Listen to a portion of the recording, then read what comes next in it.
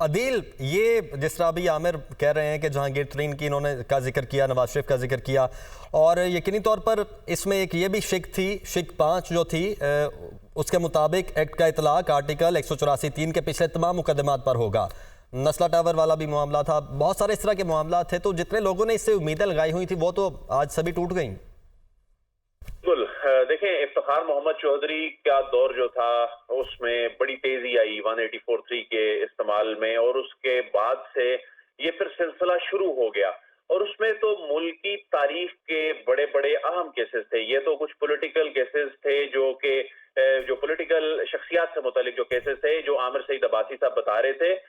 یہ تو اس میں بہت سے ایسے کیسز تھے جس میں افتخار محمد چودھری کا جو دور تھا اس میں خاص طور پہ ایک طویل فہرست تھی کہ کس طرح سے 184(3) کے تحت جو فیصلے جو ہیں وہ سنائے جاتے تھے۔ اس کے بعد جسٹس ثاقب نثار کا دور جو تھا اس میں دیکھا گیا کہ 184(3) کے بہت سے فیصلے تھے۔ تو اس میں جب اس کیس کی سماعت ہو رہی تھی تو اس کیس کی سماعت میں جو ریمارکس تھے وہ یہ بتا رہے تھے کہ جج صاحبان کو اس معاملے میں مطمئن کرنا اتنا آسان کام نہیں ہے۔ تو اس میں چیف جسٹس نے اس وقت ہمیں یاد ہے کہا کہ حکومت قانون سازی کر سکتی ہے مگر نظر ثانی میں اپیل کا حق دینا درست نہیں لگ رہا۔ اس وقت ان کا جب اٹارنی جنرل سے مکالمہ ہو رہا تھا جس دن یہ فیصلہ محفوظ ہوا تھا تو اس میں انہوں نے یہ کہا تھا کہ آرٹیکل 184(3) کے مقدمات میں اپیل کا حق دینے کے لیے بہت سوچ سمجھ کر فیصلہ کرنا چاہیے، اور اس میں بھارت کی مثال دی گئی تھی کہ بھارت میں بھی آرٹیکل 184(3) کے مقدمات میں براہ راست نظر ثانی کا حق نہیں ہے۔ تو اٹارنی جنرل جو ہیں وہ یہ کہہ رہے تھے کہ ایکٹ سے پہلے 184(3) میں نظر ثانی کا چونکہ طریقہ کار ہی کوئی نہیں تھا تو حکومتی جو قانون سازی ہوئی ہے اس سے کسی کا استحصال نہیں ہو رہا، لیکن عدالت ان کے جو آرگومنٹس تھے اس سے مطمئن نظر نہیں آ رہی تھی۔ تو اس بینچ کا حصہ جو جسٹس منیب تھے انہوں نے بھی کہا کہ جو سول قوانین جو ہیں وہ تو چلیں صوبائی دائرہ اختیار میں آتے ہیں، تو سپریم کورٹ ریویو ایکٹ میں صوبائی قوانین کا ذکر نہیں ہے۔ اگر یہ قانون صوبائی سطح پر اپلائی ہوگا تو کیا ہائی کورٹ سپریم کورٹ کے طریقہ کار کو طے کریں گی؟ تو اس طرح کی ایسی چیزیں تھیں جن میں وہ کنفلکٹ سامنے آ رہا تھا، اور پھر اس وقت اٹارنی جنرل نے یہ موقف اپنایا تھا کہ جو نظر ثانی کا دائرہ اختیار ہے اس کی سماعت کے بارے میں آئین پاکستان نے تعین نہیں کیا، تو ان چیزوں کا تعین ہونا چاہیے، اور آرٹیکل 184(3) کی جو سماعت ہے ہم نے اس میں اختیار سماعت کو بڑھایا ہے، تو اس طرح نظر ثانی کے اختیار کی جو سماعت ہے اس کو بھی بڑھایا جا سکتا ہے۔ تو جسٹس منیب نے اس وقت سوال کیا تھا کہ کیا لارجر بینچ جو ہے وہ 4 ججز پر بھی مشتمل ہو سکتا ہے، کیونکہ عام طور پر اس طرح سے دیکھا گیا کہ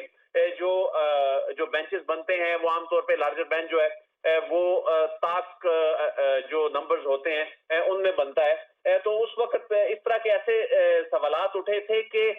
یہ جو پروسیڈنگ ہیں جو اس وقت عدالتی معاملات چلا رہے ہیں اس کے سٹرکچر کو جس طرح سے تبدیل کیا جا رہا ہے تو یہ کس طرح سے افیکٹ ہوں گے، صوبائی جو کورٹس ہیں وہ کس طرح سے معاملات کو لے کر چلیں گی۔ تو بہرحال اس میں اب یہ چونکہ ایکٹ کا لدم ہو گیا ہے، اس ایکٹ کے حوالے سے کہہ دیا گیا اس کی کوئی قانونی حیثیت نہیں ہے، تو وہ تمام امیدیں جو اس ایکٹ کی وجہ سے اس ایکٹ کے سروائیول سے لگی ہوئی تھی کہ اس کی بنیاد پہ آگے آنے والے دنوں میں جو 2 خاص طور پہ اہم شخصیات ہیں ان کی ڈسکوالیفیکیشن کے حوالے سے اس پہ اہم اس کا امپیکٹ آنا تھا۔ اس کی ریزن یہ ہے اگرچہ ایک ایکٹ آف پارلیمنٹ بنا ہے ڈسکوالیفیکیشن کے معاملے پہ کہ اس کو 5 سال کیا گیا ہے، اس حوالے سے ابھی تک ابہام موجود ہیں کیونکہ آئین کی تشریح کرتے ہوئے سپریم کورٹ کا لارجر بینچ اس میں فیصلہ دے چکا ہے کہ ڈسکوالیفیکیشن جو 62(1)(f) کے تحت ہوگی وہ فار لائف ہوگی۔ تو ایسے میں ایک ایکٹ آف پارلیمنٹ جو ہے وہ سپریم کورٹ آف پاکستان کی تشریح کو ختم نہیں کر سکتا، تو حکومت جانے والی جو حکومت ہے اس کا انحصار اس کے اوپر بھی تھا، اس ایکٹ کے اوپر بھی تھا، اور یہ ایکٹ لایا تو اور عدیل جانے والی حکومت کی آپ بات کر رہے ہیں تو جن ناموں کا عامر سعید عباسی نے ذکر کیا تھا یقینی طور پر اس حکومت نے یہ جو ایکٹ لانے کی کوشش کی تھی وہ بھی انہی ناموں کو مد نظر رکھتے ہوئے جو ان کا مین کنسرن تھا وہ تو وہی نام تھے نا؟ جی بالکل، یہ جو نہ صرف وہ وہی نام تھے بلکہ اس سے ایک تیر سے 2 شکار کرنے کی کوشش کی گئی تھی۔ جو الیکشن سے متعلق کیس میں جو سرپرائز یہ سامنے آیا، اس میں जब नजरसानी सामने आई और उसमें जो बेंच के लिए एक बड़ा सरप्राइज था कि ये अचानक ये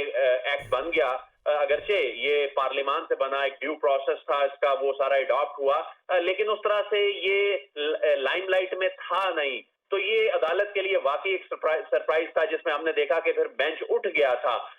अब उसी मामले को वही बेंच जिसने फैसला सुनाया वो सुन सकेगा, और इसमें जब 19 जून को इस केस में ये फैसला महफूज हुआ था तो उसके बाद से बहुत सी चीजें ऐसी थी कि इस केस से मुतल्लिक जुड़ी हुई थी कि इस केस की फेट क्या होगी और उसके बाद उसका इम्पैक्ट जो इस वक्त प्रोसीडिंग्स चल रही हैं उन पर होना था। तो अब जहां ये मामला सरप्राइज था उस इलेक्शन से मुतल्लिक केस में, लेकिन इसमें जैसा कि मैंने कहा एक चीज से दो शिकार किए गए थे, इसी आड़ में इसका